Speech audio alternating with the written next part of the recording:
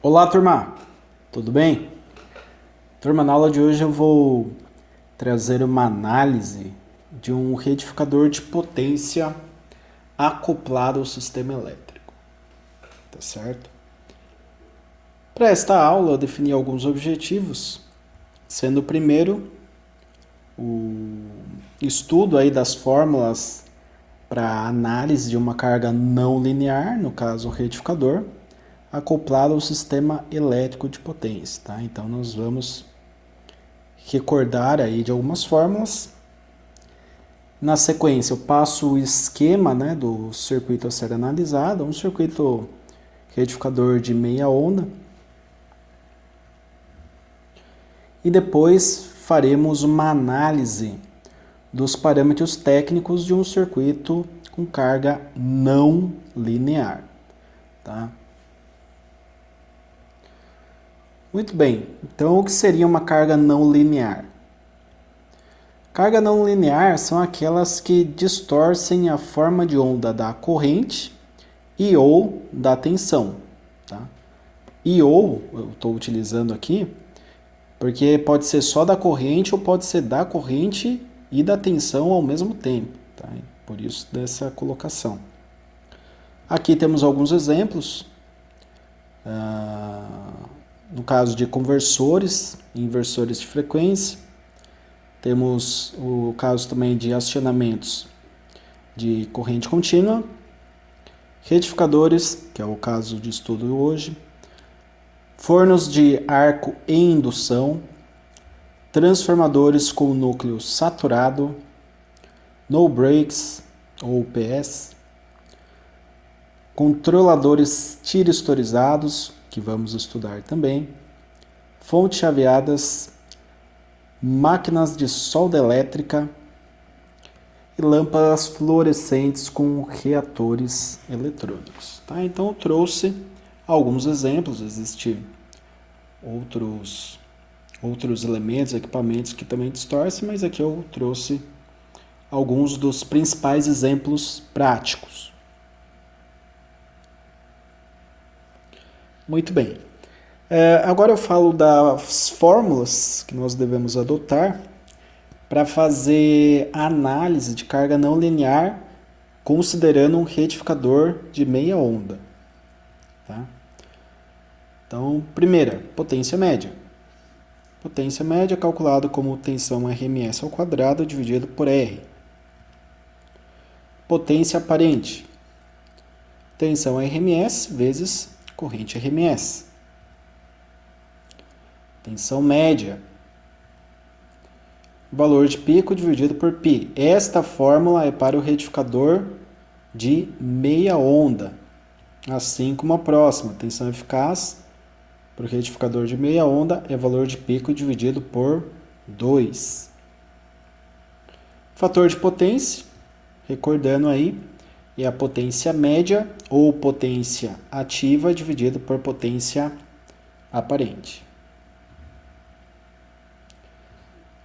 Muito bem, falando da distorção de tensão agora, temos aqui o circuito retificador de meia onda, onde temos a tensão de alimentação, chamei de VI, e temos a tensão de saída aqui na carga, VO. Tá? Ah, professor, tem a queda do diodo. Então, a queda do diodo, quando a gente está trabalhando aí com alta potência, né, temos aqui uma tensão maior do que aqueles 10 volts, 12 volts, 15 volts que se utiliza em analógica, nós desprezamos essa queda porque ela se torna irrisória em comparação com o nível de tensão de alimentação, certo? Temos aqui a forma de onda da rede, que seria a alimentação, e a forma de onda na carga.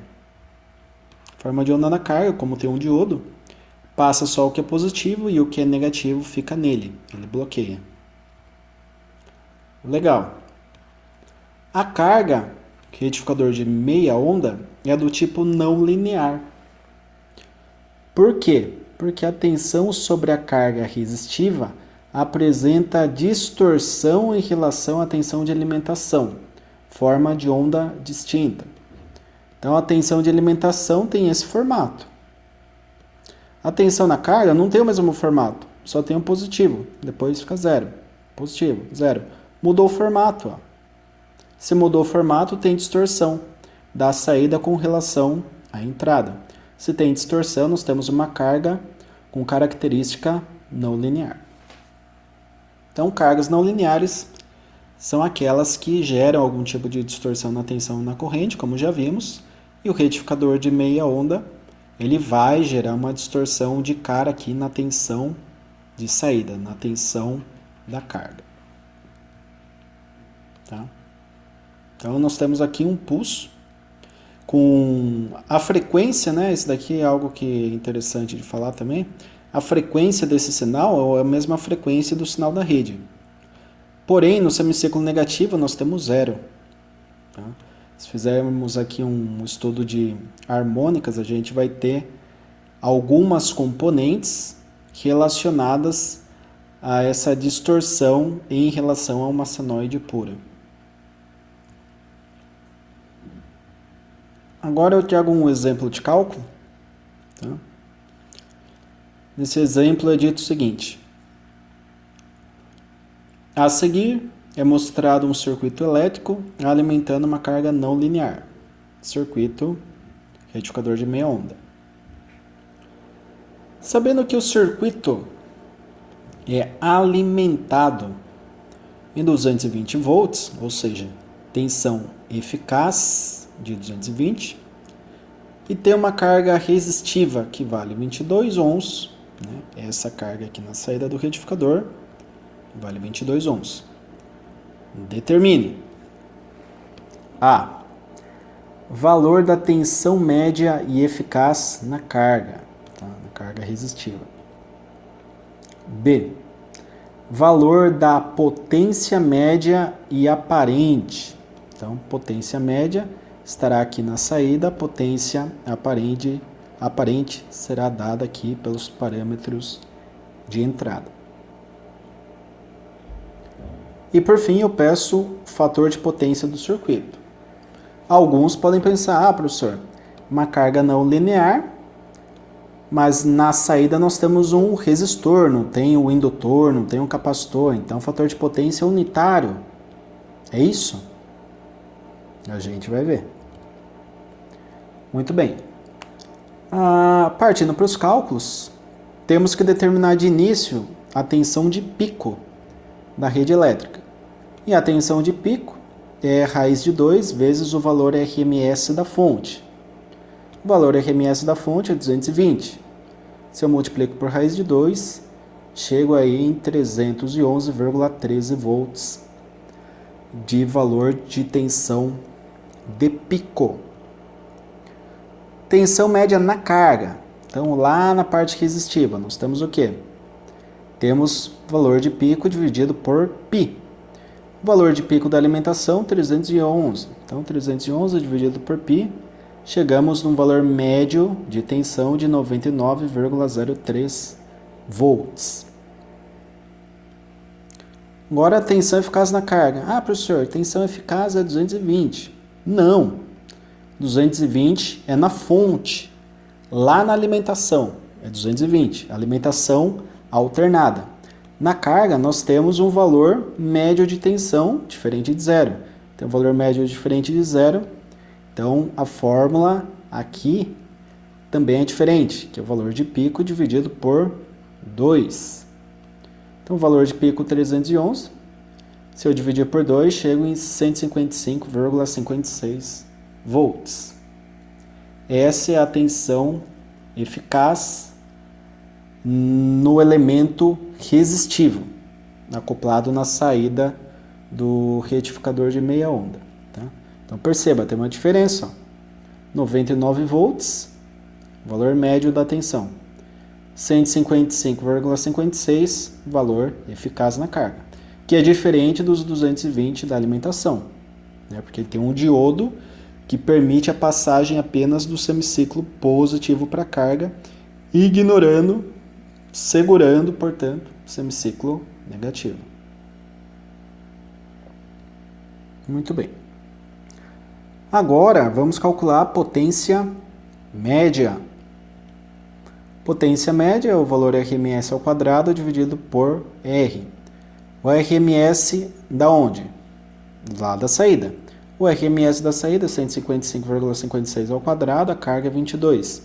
Faço essa conta e chego em 1.100 watts ou ainda 1,1 kW de potência. Essa é a potência média na carga. Agora a corrente eficaz. Corrente eficaz, lei de Ohm. Tensão eficaz dividido por resistência.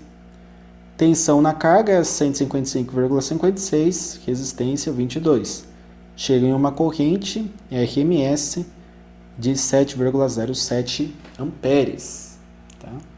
Então, essa corrente que sai da fonte de alimentação, passa pelo diodo, passa pelo elemento resistivo e retorna para a fonte. Corrente que está circulando aí no circuito. E potência aparente? Potência aparente é a tensão de alimentação vezes a corrente de alimentação. A tensão de alimentação é 220, não é esse valor aqui não, tá? Tensão de alimentação é 220 RMS, tá? 220 vezes a corrente de alimentação, que é 7,07. Fazendo o produto, chegamos em 1.555,4 VA ou ainda 1,55 kVA. Essa é a potência de alimentação. Essa é a potência total do circuito. Agora, se eu quero o fator de potência, né, eu faço o quê? Potência média dividido por potência aparente. Portanto, 1.100 dividido por 1.555,4. Fazendo essa conta, chegamos em 0,7. Tá? Caramba, professor, 0,7. Sim. Olha o que temos aqui, ó. Embora a carga de saída do retificador seja resistiva, então é um elemento resistivo acoplado, né? O fator de potência para o circuito cai para 0,7 em função da distorção harmônica gerada na tensão e na corrente elétrica de saída do circuito. Caramba, professor. Então, embora eu esteja alimentando uma carga lá na saída do retificador com característica resistiva, o fator de potência do circuito é de 0,7 apenas? Sim, porque surge distorção harmônica. Tá? Inclusive, tem novos estudos, né, falando que, além da potência ativa e reativa, existe uma outra parcela que é a parcela de distúrbio harmônico. Porque nesse caso aqui, ó, perceba, tá, se fosse uma carga RL, por exemplo, né, um motor, seria uma parte ativa, outra parte é reativa. Tem reativo, deu 0,7. Compensa lá com banco capacitivo. Mas e aqui? Tem indutor? Não. Tem capacitor? Não. Tem o quê? Tem distorção harmônica. E a distorção harmônica impacta também no fator de potência. Então perceba, quando a gente trabalha com eletrônica de potência ou eletrônica industrial, nós temos que levar em consideração esse aspecto da distorção harmônica, tá? Distorção harmônica, ela acaba impactando no fator de potência.